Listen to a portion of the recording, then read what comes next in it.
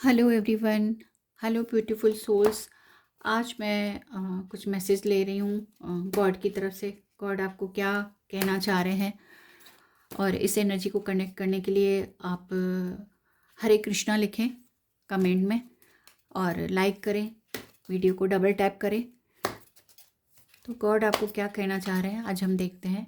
कुछ कार्ड्स हम पुल करेंगे, तो यहाँ पे ईश्वर की तरफ से क्या मैसेज हमें मिल रहे हैं हम देखते हैं। यहाँ पर हमें कुछ कार्ड पुल कर रही हूँ। जो फर्स्ट कार्ड हमारा निकल कर आया है, surrendering all your work into me with full knowledge of me without desires for profit, with no feeling of proprietorship and free from lethargy fight, surrender to the divine for ultimate peace. तो यहाँ पर जो God कह रहे हैं, बिना किसी स्वार्थ के, बिना किसी चाहत के, बिना किसी नॉलेज के जो सारी चीज़ें हैं आपकी लाइफ की, गॉड को सरेंडर कर देनी है।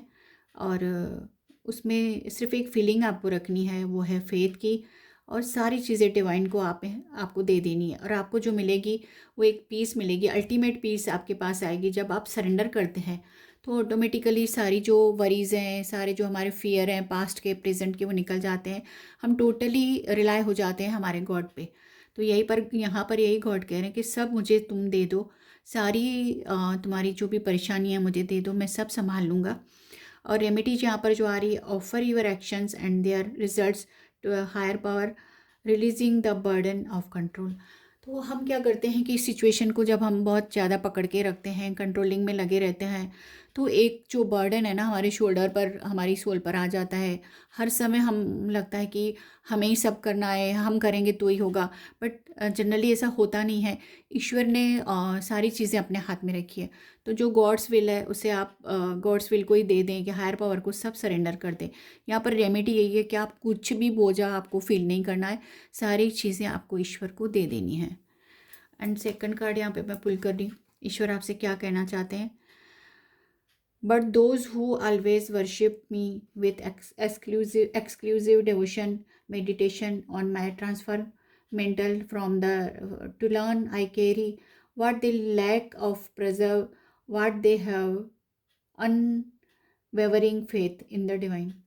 पर जो लोग हैं कि जो मुझे पूछते हैं डिवोशन के साथ, मेडिटेशन के साथ, सच्चे दिल के साथ जो मुझे पूछते हैं, उन्हें मैं पूरी तरह से ट्रांसफॉर्म करता हूँ एक ऐसी एनर्जी में जो वो बिल्कुल सर्वाइव कर पाते हैं अच्छी तरह से। अनवेवरिंग मतलब उसमें कोई भी हिलावट नहीं आती, वो कभी भी नहीं हिलते। अगर वो जो डिवाइन फेथ है उनका मेरे में मजबूत है, तो वो कभी भी अपनी चीज़ में हिल नहीं सकते। कोई भी सिचुएशन आ जाती है तो बस वो उस पर एक जमे रहते हैं, अड़े रहते हैं कि नहीं सब ठीक है, ईश्वर है मेरे साथ।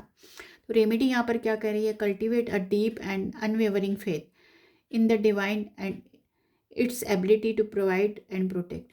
यहाँ पर जो है कि एक फेथ है जो हिलने वाला फेथ नहीं होता, शेकिंग फेथ नहीं। यहाँ पर जो फेथ है, मजबूत फेथ की बात हो रही है कि ईश्वर रेमेडी आपको दे रहे हैं कि एक मजबूत विश्वास जो है आपको डिवाइन पावर में रखना है, और तभी आपको सारी चीज़ें मिल सकेंगी। तभी आप सब जो चीज़ें कल्टीवेट होंगी, अच्छे जो आपके कर्मा के जो फल आएंगे वो आएंगे, अच्छे से आएंगे, अगर आप वो एक फेथ डिवाइन में मजबूत रखते हैं। तो एक और कार्ड पुल करती हूँ मैं।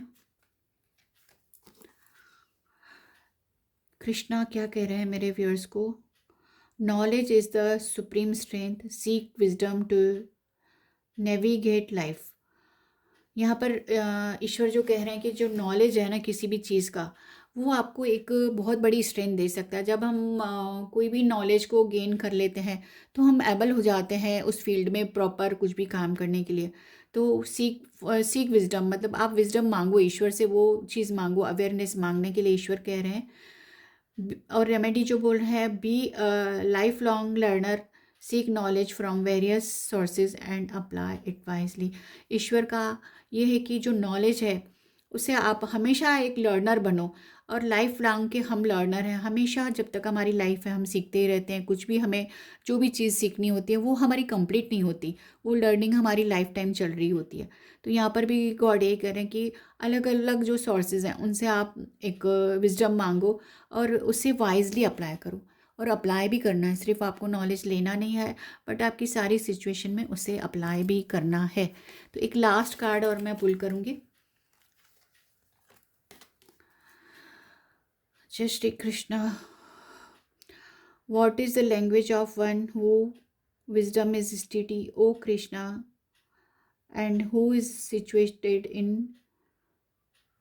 ट्रांसक्लूसिंग कल्टिवेट इनर स्टिलनेस।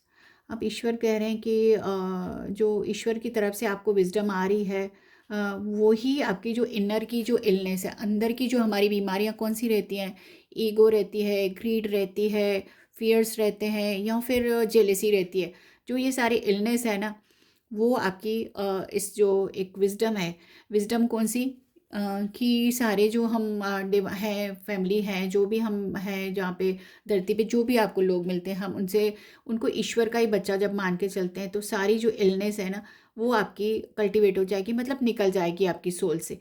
और रेमेडी क्या है यहाँ पर, practice meditation to quiet the mind and attain a state of inner stillness and clarity.